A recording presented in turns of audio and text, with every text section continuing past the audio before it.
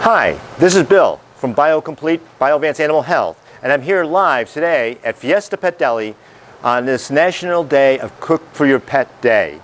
We're into complete diets that are of real foods, and that's an important part of what we want to do to keep our animals healthy.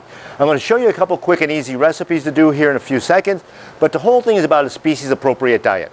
And in a carnivore, that's primarily an animal-based diet. Meats, fish, eggs, poultry. You can do some raw dairy along with that as well.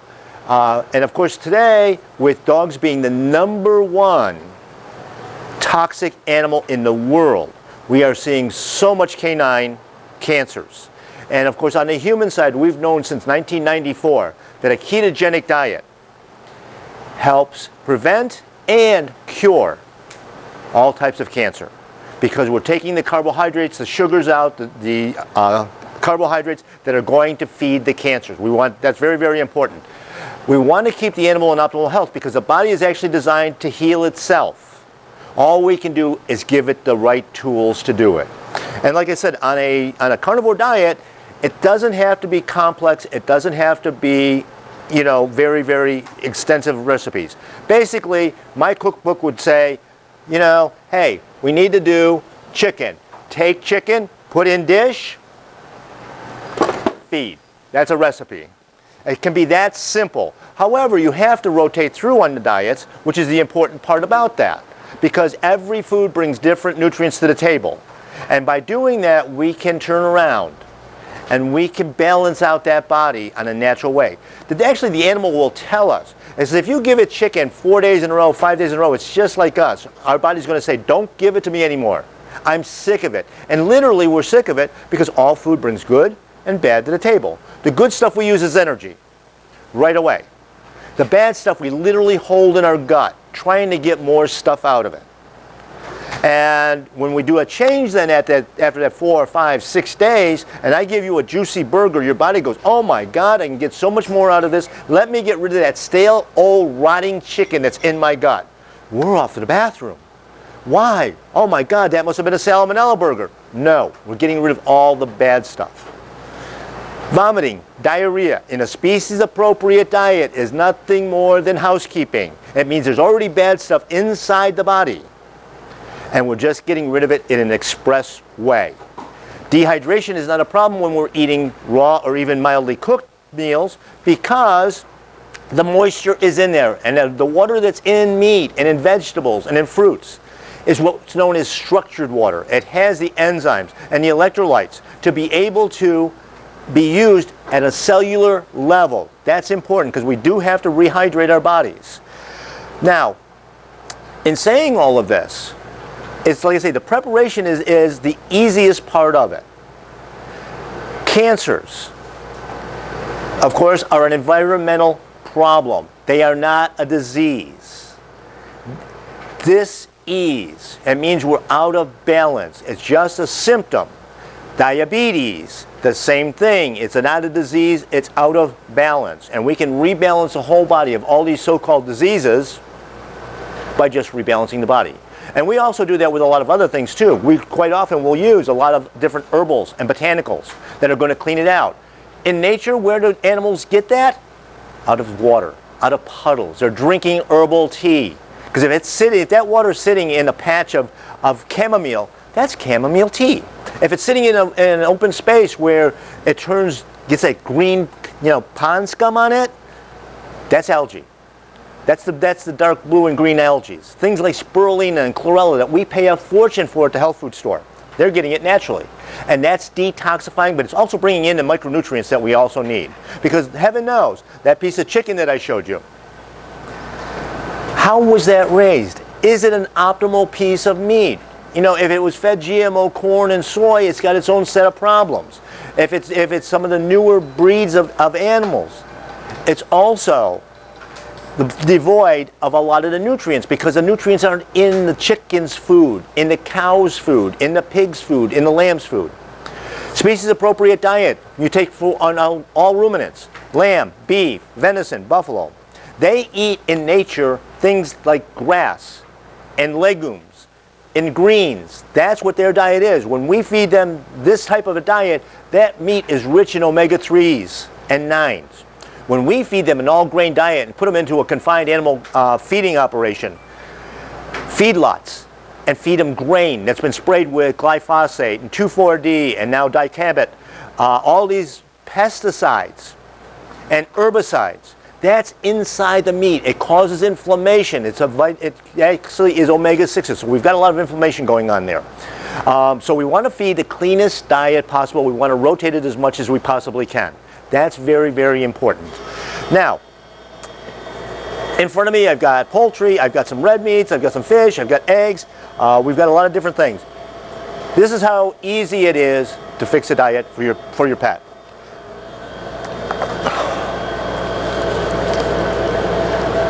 I'm going to grab a piece of red meat here. This happens to be beef heart. Real easy to prepare for your dog. Bigger dogs,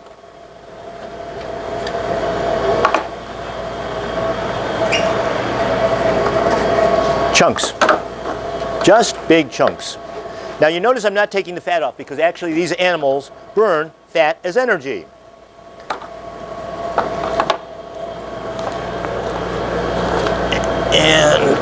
And with this, okay, I can take a little bit of liver, the same way. Organ meat should normally be between 10 and 20% of the body, but not necessarily in each meal. It doesn't have to be in each meal. It can be spread out over time. Now, yes, you can see doing fresh meats in your house is going to be a little bit messy. Dog doesn't care. Cleanup is easy. We do have to use good, safe food preparation techniques though. Rubber gloves are preferred. Normally at home I probably wouldn't use them, but you know what? In something like this we have to in a commercial operation. Just make sure you wash your hands very thoroughly, your cutting boards, your knives, everything before and after you use them. Now I can also take, to this same diet, I can add some chicken hearts. I can add some raw bones as well. Voila. That's probably about a pound of food. That's good for a 50-pound dog in a day. It's that simple. Now, I can make it more complex very, very easily. I can use my trusty grinder here, and as I finish that, I've got a finished product, which is a ground diet. A lot of people with smaller animals and cats prefer to do it this way. Although sometimes the animals prefer it in chunks because it's not oxidized. When we do the grinding process, that automatically exposes it to air. So the taste and the texture will start to change.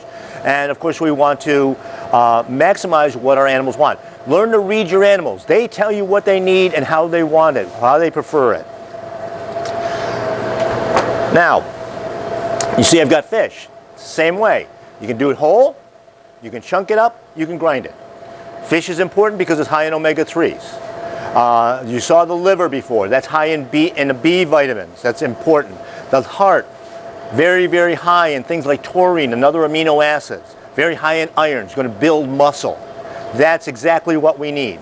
So that's actually the start. Another format that we can do, because some people are a little squeamish on the raw diets, we can turn around and we can use ground meats and go ahead and lightly cook them.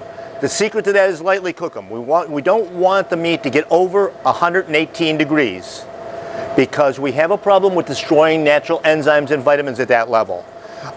So this is also a great convenience food if you're traveling, because cooked food is going to last longer in your cooler than raw foods would. Other people at times will do things like just a raw meaty bone diet. That's acceptable as well, because you take something like a turkey leg, there's a lot of meat on it. Some of the marrow bones, of course, are very, very high in nutrients. And raw bones are completely safe once an animal is eating a species-appropriate diet. Sometimes in the very beginning, you will get animals that will try to swallow the whole thing because they are meat deprived. So what we generally do is start them out with either a ground or a chunk diet first. After a couple weeks, while their body's now balanced, then we can add in the bones. The bones are also good for cleaning the teeth.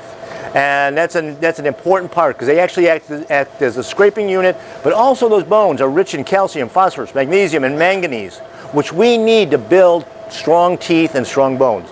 I've heard it said out there with clients that my vet doesn't want me to feed raw bones because he might break a tooth. Well, if they're breaking teeth, they're already deficient in calcium. So we need to take and make sure that we have that in the proper perspective. Now, a couple other things that we do. We do smoothies. Okay, these are dairy drinks. These are actually fun, but they're also recovery diets as well because we can use these on debilitated animals coming out of surgery, orphan kittens and puppies, things of that nature. And basically what we're using is a raw milk, raw honey, and raw pastured eggs. And to that we add different herbals and botanicals. On the eggs front, it's good to have pastured, naturally raised, rather than the conventional eggs because they are much higher in omega-3s and have much more nutrients in it. You know, I know we have just a short period of time here, about 2 minutes, I think.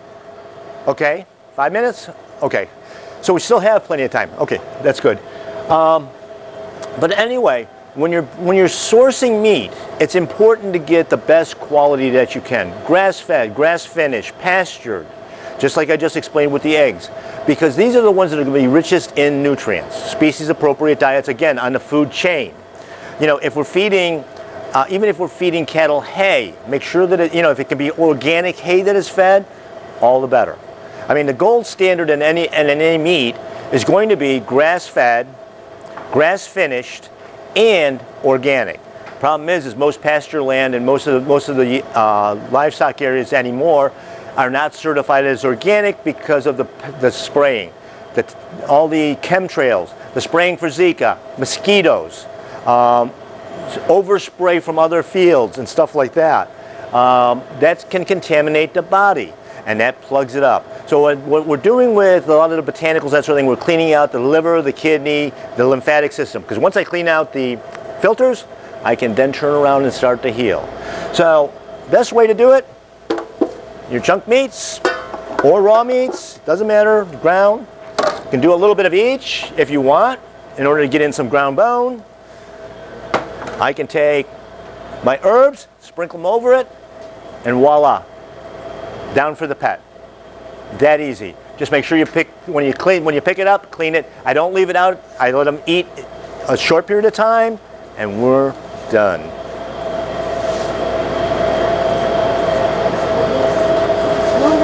Oh, yeah, you can use also the smoothies can be added directly to this. I'm sorry.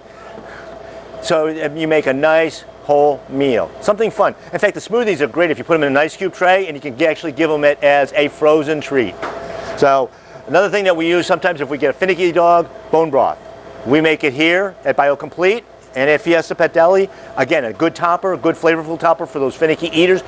Bone broth is especially good too if we have things like leaky gut or digestive problems because it helps soothe and treat the gut. So glad you could stop by and watch us today. If you have any questions, you can always reach us at Fiesta Pet Deli or at BioComplete. The phone number at the deli, 954-971-2500. And at BioComplete, it is 472-1404, area code 954 the same way. Also, we just opened up a human component to this, a Wealth of Health, and come by and see us.